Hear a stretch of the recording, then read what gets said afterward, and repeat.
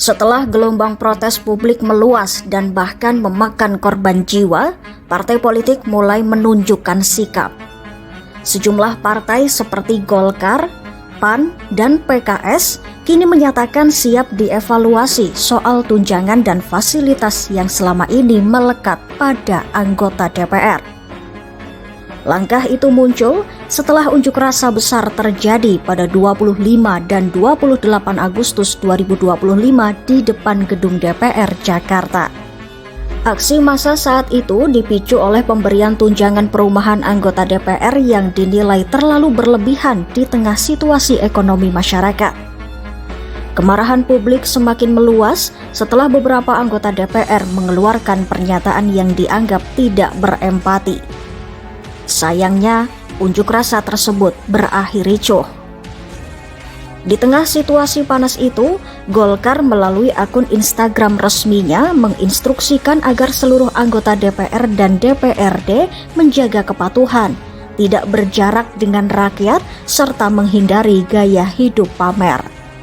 Sekretaris Jenderal DPP Golkar M. Sarmuji menegaskan, anggota Dewan harus peka terhadap aspirasi rakyat, dan fraksi Golkar siap jika tunjangan maupun fasilitasnya dievaluasi.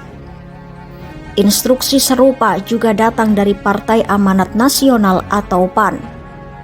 Ketua Umum PAN Zulkifli Hasan mengingatkan agar anggota DPR dari PAN bertindak rendah hati, penuh empati, dan tidak arogan. Zulkifli juga menyatakan anggota DPR maupun DPRD dari PAN harus siap jika status, posisi, tunjangan maupun fasilitasnya ditinjau ulang. Sementara itu, Partai Keadilan Sejahtera atau PKS mengambil sikap lebih tegas. Sekretaris Jenderal PKS Muhammad Khalid menyatakan dukungan atas peniadaan tunjangan rumah DPR. PKS juga mendorong agar RUU perampasan aset segera dibahas sebagai bagian dari agenda pemberantasan korupsi. Selain itu, PKS meminta aparat penegak hukum lebih persuasif dan humanis dalam menjaga ketertiban. Dari pihak pimpinan DPR sendiri, Ketua DPR RI Puan Maharani menegaskan bahwa tunjangan rumah anggota DPR hanya berlaku sampai Oktober 2025, selaras dengan pernyataan Wakil Ketua DPR dari Gerindra, Sufmi Dasko Ahmad. Sebelum ada instruksi dari partai-partai politik tersebut, di Jakarta, seorang pengemudi ojek online bernama Afan Kurniawan tewas setelah dilindas kendaraan taktis Brimob di kawasan Pejompongan, Jakarta. Peristiwa itu memicu aksi susulan di berbagai daerah, salah satunya di Makassar yang berujung kebakaran gedung DPRD. 3 orang pun dilaporkan tewas akibat terjebak asap dan api.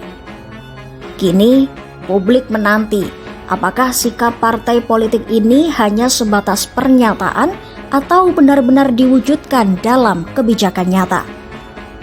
Gelombang protes yang meluas menjadi sinyal kuat bahwa rakyat menuntut wakilnya lebih sederhana, empatik, dan tidak berjarak dengan kehidupan masyarakat sehari-hari.